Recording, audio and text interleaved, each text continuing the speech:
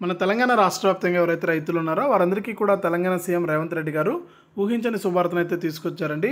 ఇక మరొకసారి రైతుల ఖాతాల్లోకి డబ్బులు అయితే పడుతున్నాయి. ఆ వివరాలన్నీ కూడా మనం వీడియోలోకి వెళ్ళి తెలుసుకుందాం. వీడియోను ముందుగా లైక్ చేయండి, తెలిసిన వాళ్ళకు షేర్ చేయండి.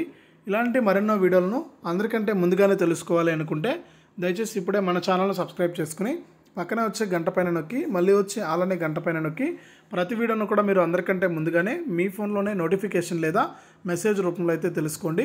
ఇక లేట్ చేయకుండా మనం వివరాల్లోకి అయితే వెళ్ళిపోదాం.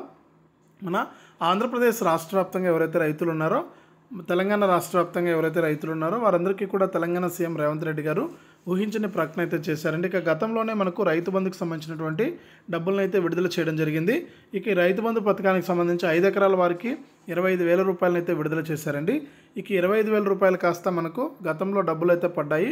ఇక తెలంగాణలో ఎన్నికల కోడ్ అనేది వచ్చేయడం జరిగింది డబ్బులు విడుదల చేసిన నాటికి. ఈ నేపథ్యంలో ఎన్నికల కోడ్ వల్ల తాత్కాలికంగా కూడా మనకు ఈ డబ్బులు అయితే ఆగిందండి. ఇప్పుడు తాజాగా మనకు 1-2 తారీఖులు అంటే ఫైనాన్షియల్ ఇయర్ క్లోజింగ్ వలన మనకు చాలామంది రైతులకైతే డబ్బులు అయితే వేయలేదండి. ఇక ఎవరైతే మనకు ఆర్థిక సంవత్సరం ముగింపు వల్ల డబ్బులు పొందలేకపోయారో వారందరికీ కూడా మన తెలంగాణ రాష్ట్ర ప్రభుత్వం అయితే అమౌంట్ అయితే విడుదల చేసిందండి.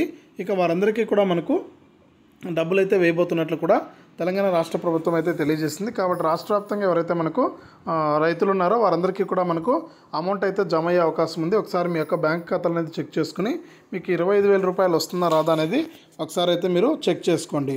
ఇది రాష్ట్ర వ్యాప్తంగా రైతులకు సంబంధించి వచ్చినటువంటి అప్డేటు. వీడియోను లైక్ చేయండి, షేర్ చేయండి.